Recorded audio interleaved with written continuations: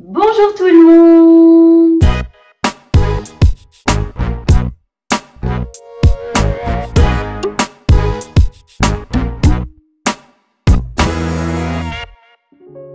Bienvenue dans cette toute nouvelle vidéo! J'espère que vous allez bien. Alors comme vous l'avez vu dans le titre, aujourd'hui je vais vous parler de mes problèmes de vue. En effet, cuisiner quand on est malvoyante, ça nécessite certaines adaptations.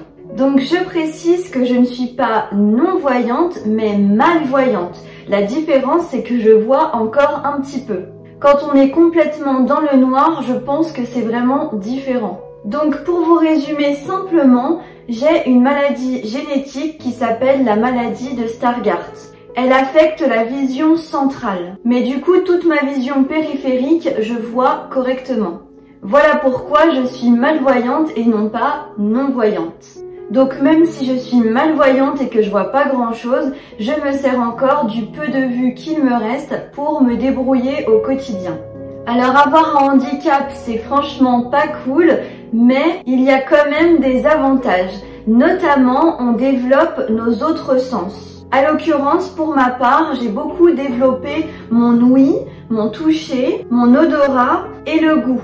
Mais je dirais que c'est vraiment l'ouïe et le toucher qui ont été le plus développés. Et grâce à mon ouïe et mon toucher, vous allez voir, j'ai trouvé plein de techniques pour me débrouiller. Donc ici dans cette vidéo, je vais vous parler bien évidemment de comment je fais pour cuisiner. Je vais vous partager mon expérience et mes astuces, mes petites techniques. Donc j'espère que ça pourra aider les personnes malvoyantes et non-voyantes si elles regardent ma vidéo. Et plus globalement, c'est pour vous informer, vous les personnes qui ne vivent pas ce handicap, de comment je fais au quotidien, puisque je sais que ça suscite pas mal de questionnements.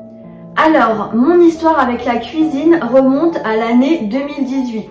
Tout simplement quand j'ai entrepris de faire mon rééquilibrage alimentaire. À ce moment-là, je vivais encore avec ma famille et donc si je voulais manger des plats plus adaptés à mon rééquilibrage alimentaire, il a fallu rapidement que je me débrouille un peu seule et que je prépare mes propres repas. Alors parfois on avait des repas en commun, mais bien souvent ils mangeaient des choses que je ne pouvais pas trop manger si je voulais perdre du poids. Voilà pourquoi j'ai commencé à m'intéresser à la cuisine et tout simplement aussi pour pouvoir me permettre de varier les menus.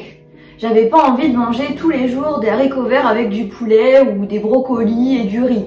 Donc pour cela, j'ai commencé à m'intéresser aux recettes. Je me suis inscrite sur des groupes Facebook où j'ai découvert qu'il était possible de cuisiner léger mais gourmand. C'est un concept qui m'a beaucoup plu et c'est d'ailleurs ce que je prône sur ma chaîne YouTube mais aussi sur mon groupe de recettes Facebook. Si ça vous intéresse de l'intégrer, vous trouverez le lien en barre de description. Donc en 2018, j'ai commencé à réaliser quelques recettes et j'ai également acquéri plusieurs livres de recettes, notamment mon premier livre de la gamme Simplissime sur le thème de la cuisine light. Puis par la suite, j'ai eu d'autres livres, donc comme vous pouvez le remarquer, j'en ai beaucoup et pourtant je m'en sers pas si souvent que ça. Tout simplement parce qu'au fil du temps, j'ai découvert la cuisine plus ou moins improvisée. C'est-à-dire que j'improvisais avec les ingrédients que j'avais à disposition chez moi sans trop y réfléchir à l'avance.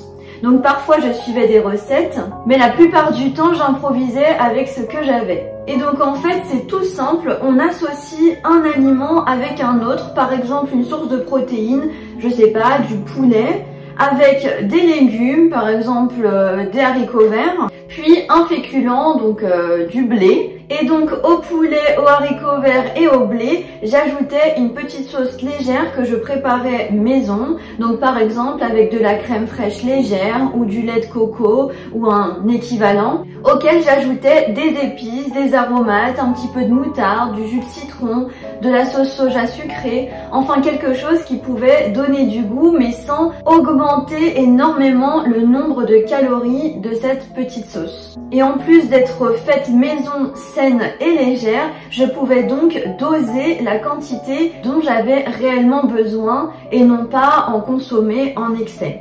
Et c'est grâce à ça que j'ai pu manger des plats équilibrés mais légers, tout en me faisant plaisir.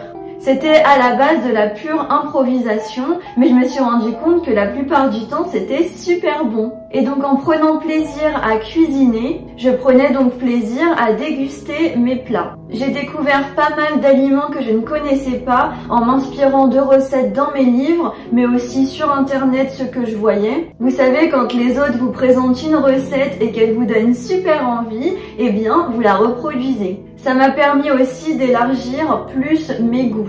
Je me suis rendu compte que j'aimais énormément de choses finalement, alors qu'avant je ne consommais pas beaucoup de légumes par exemple. Donc maintenant je vais vous partager quelques techniques que j'utilise dans ma cuisine. Donc il faut savoir que personne ne m'a appris ces techniques, c'est tout simplement moi qui les ai trouvées toutes seules en fonction de mes besoins en cuisine. Donc en tout premier lieu, comment je fais pour lire les dates de péremption sur les emballages des aliments? Eh bien tout simplement, j'ai un téléagrandisseur, donc c'est un écran avec un plateau sur lequel vous déposez votre livre ou bien votre paquet de biscuits par exemple. Et donc sur l'écran s'affiche le contenu de l'emballage. Donc ça fonctionne tout simplement avec une caméra qui filme le contenu du plateau et qui vous le rapporte sur l'écran.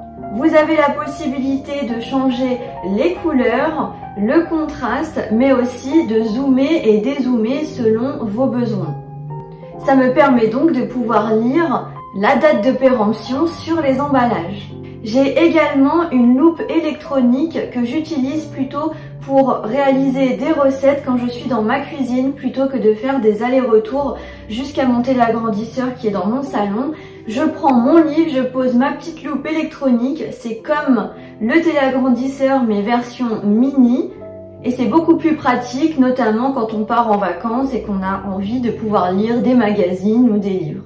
Donc quand j'ai un doute et que j'ai besoin de lire quelque chose qui est indiqué sur les emballages, eh bien je vais sous mon téléagrandisseur. Il y a aussi des adaptations sonores comme ma balance parlante que vous avez certainement vu dans quelques-unes de mes vidéos recettes. Bonjour, comment allez-vous? Je suis prête. 313 grammes. Au revoir.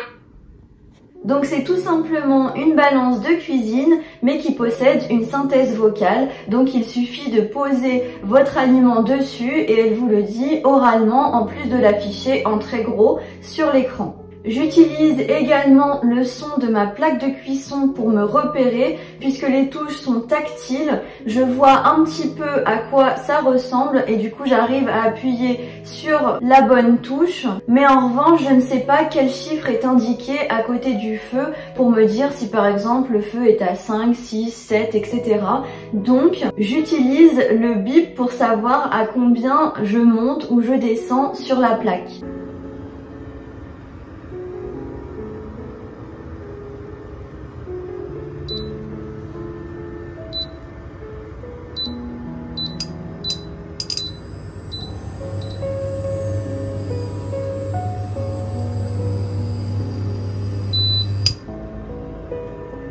J'utilise également le bip de ma cafetière pour m'indiquer si j'ai bien appuyé pour l'allumer par exemple.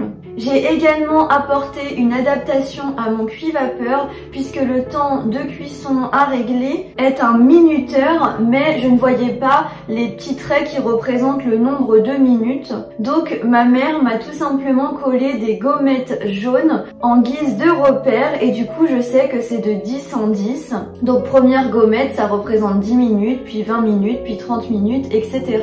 Et donc je peux me débrouiller toute seule.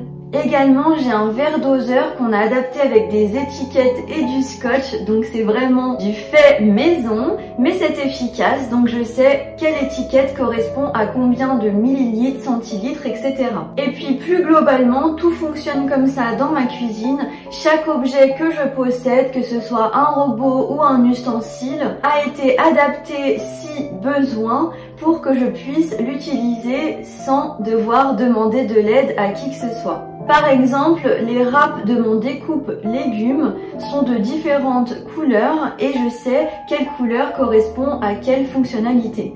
La râpe jaune correspond pour le fromage à râper. La râpe verte fait des rondelles comme pour le concombre. Et la râpe orange râpe les carottes.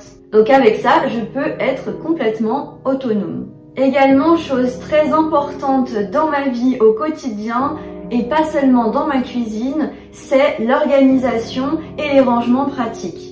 Voilà pourquoi c'est très bien rangé chez moi, tout est à sa place et je range dès que c'est dérangé pour me permettre de retrouver mes affaires le plus rapidement possible. Je sais que c'est dans tel endroit, donc je n'ai pas à chercher, je le trouve directement à sa place. Les choses dangereuses comme les verres transparents et tous les petits trucs que je pourrais casser parce que je ne les vois pas bien sont rangés à une place que je connais par cœur et donc logiquement les accidents sont très peu fréquents. Donc maintenant par rapport au dosage, comment je fais ? Puisque lorsqu'on a ses yeux, il suffit de regarder ce qu'on fait et voilà, le tour est joué. En revanche, pour ma part, vu que je ne vois pas correctement, je ne peux pas me fier à mes yeux, donc j'ai quelques techniques. Déjà, j'ai ma balance parlante, comme je vous l'ai dit précédemment, donc si j'ai besoin d'une certaine quantité, il me suffit de la peser. Mais sinon, j'utilise beaucoup la technique de la cuillère à soupe ou à café, puisqu'en me rapprochant de la cuillère, j'arrive à distinguer la couleur de la cuillère et l'huile par exemple que je mets dedans. Ou bien quand je prends une cuillère à soupe de crème fraîche, je vois qu'elle est blanche par rapport à la cuillère qui est en métal. Pareil pour la cuillère à café, ça sert plutôt pour la moutarde et ce genre de choses qu'on met en petite quantité.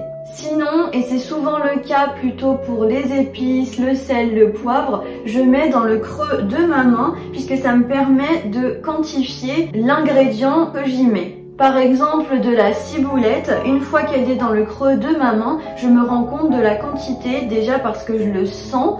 Je pèse le poids aussi, même si c'est pas très lourd, on s'en rend compte. Et puis je le vois quand même mieux dans ma main que si je le mets au hasard dans mes plats. Alors vous avez dû remarquer dans mes recettes, c'est un peu au hasard, mais parce que je connais à peu près le dosage que ça représente lorsque je secoue mon épice. Donc tout est une technique de poids et de subtilité dans le geste. Également pour ce qui est des liquides, notamment quand je remplis mon cuit-vapeur ou une carafe d'eau ou tout simplement un verre d'eau, si je ne vois pas la quantité de liquide parce que c'est de l'eau par exemple et que c'est transparent, dans ce cas il suffit que je mette mon doigt sur le rebord du récipient et je sens l'eau qui vient toucher mon doigt. Il est présent comme un repère. Par exemple, pour mon cuit-vapeur, j'ai un dosage à respecter. Il ne faut pas dépasser une certaine limite d'eau. Donc je touche avec le doigt ce petit indicateur à ne pas dépasser et je me rends compte que l'eau atteint mon doigt et donc que je dois arrêter de remplir d'eau. Ensuite, troisième point, comment je fais pour éplucher? Donc, tout fonctionne au toucher. Merci à mes petites mains puisque grâce à elles, je peux être complètement autonome. Par exemple, pour éplucher les crevettes. La plupart des gens qui voient vont éplucher les crevettes avec leurs yeux. C'est-à-dire qu'ils voient les coquilles qui entourent la crevette et ils les enlèvent au fur et à mesure, ainsi que la queue, la tête, etc. Pour moi, tout fonctionne au toucher. Donc j'enlève d'abord la tête, la crevette, puis le dessous de la crevette et enfin la coquille. Je sens avec mes doigts la différence entre la chair de la crevette et la coquille. Ça fonctionne de la même manière pour éplucher des œufs durs. Donc j'enlève la coquille au fur et à mesure. Et dès que je ne sens plus de coquille, je sais que mon œuf est épluché. Pour éplucher les légumes, ça fonctionne un peu de la même manière. J'épluche mes carottes et mes concombres avec mon épluche légumes. Et une fois que j'ai fait tout le tour et que je pense être passé un peu partout sur le légume, je vérifie tout simplement en touchant le légume en question et je me rends vite compte s'il reste de la peau sur celui-ci. Donc en gros, j'épluche et je vérifie. Quand j'épluche les crevettes dans ma famille, l'avantage c'est qu'en général, on ne trouve jamais de coquilles. Ensuite, quatrième point, comment je fais pour couper mes aliments? Eh bien, tout comme pour éplucher, je me sers de mes doigts. Ils servent en fait de repères. Donc je place mes doigts d'une certaine manière comme un butoir à ne pas dépasser, sinon je coupe mon doigt bien évidemment. Alors je vous avoue que parfois il y a quand même quelques accidents, ça m'arrive de me couper mais comme n'importe qui, puisque on va un peu vite et puis voilà, on se coupe facilement. Mais de manière générale, c'est comme ça que je fais. On s'en rend pas forcément compte en vidéo puisque c'est quelque chose que j'ai acquis et qui est comme évident quand je le fais. Surtout quand j'accélère les vidéos, vous vous rendez encore moins compte, mais en réalité, il y a toute une stratégie et des techniques là-dessous. Donc que ce soit pour les légumes, la viande, le poisson, les œufs ou autres, ça fonctionne de la même manière. Je place ma main et mes doigts d'une certaine manière et c'est déjà prévu comment je vais couper la chose pour ne pas me faire du mal. Et enfin, dernière partie par rapport aux cuissons, comment je fais pour savoir si c'est cuit.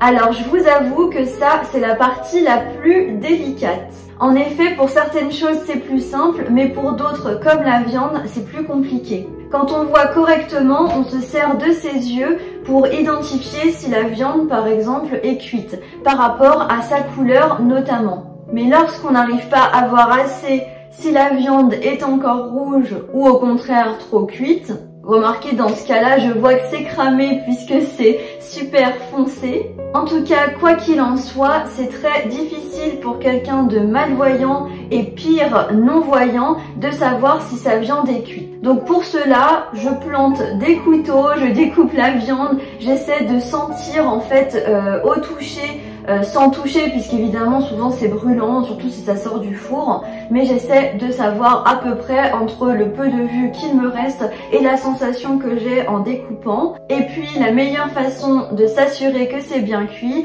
c'est de goûter. Donc non seulement on va le sentir au goût si c'est bien cuit, mais également à la texture de l'aliment. Donc là je vous parlais de la viande, mais ça fonctionne évidemment pour tout le reste. Par exemple les légumes, je me rends bien compte si c'est pas assez cuit. Mais la plupart du temps, ça reste quand même beaucoup plus simple puisque j'utilise des temps de cuisson habituels. Par exemple, les pâtes, je mets toujours le même temps de cuisson puisque j'achète à peu près tout le temps les mêmes pâtes. Donc je sais que c'est 12 minutes de cuisson pour que ça soit à mon goût. Pareil pour le cuit vapeur, je respecte des temps de cuisson qui sont prédéterminés en fonction de votre appareil. Donc par exemple, je sais que pour des courgettes surgelées, je vais mettre 25 minutes dans mon cuit vapeur. Pareil pour faire cuire des œufs durs, je sais que c'est 10 minutes de cuisson dans une casserole d'eau. Donc je programme 10 minutes de cuisson et le tour est joué. Pareil pour les cuissons au four, en fonction de votre four, vous savez que tant de minutes ça correspondra pour faire cuire tel aliment. Notamment les pâtes brisées que j'utilise pour faire des tartes ou des quiches, c'est entre 35 et 40 minutes de cuisson. Alors Maurice nous a rejoint pour finir la vidéo.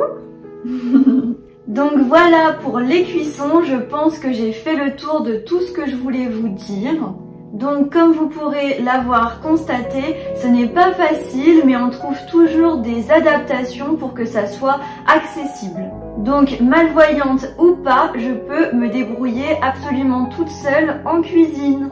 Bah écoutez, voilà, je crois que la vidéo touche à sa fin. Je crois vous avoir tout dit. J'espère que ma vidéo vous aura plu. Et si c'est le cas, n'hésitez pas à lâcher un pouce, à commenter, à partager et à vous abonner si ce n'est pas encore fait. N'oubliez pas que j'ai créé un compte Instagram pour ma chaîne YouTube, le lien est en barre d'infos, ainsi que le lien de mon groupe Facebook de recettes, mes recettes et astuces light. J'y partage quotidiennement énormément de recettes pour vous permettre d'atteindre vos objectifs en gourmandise et sans frustration. Merci beaucoup de m'avoir écouté et regardé, et moi je vous dis à bientôt dans une prochaine vidéo. Bye!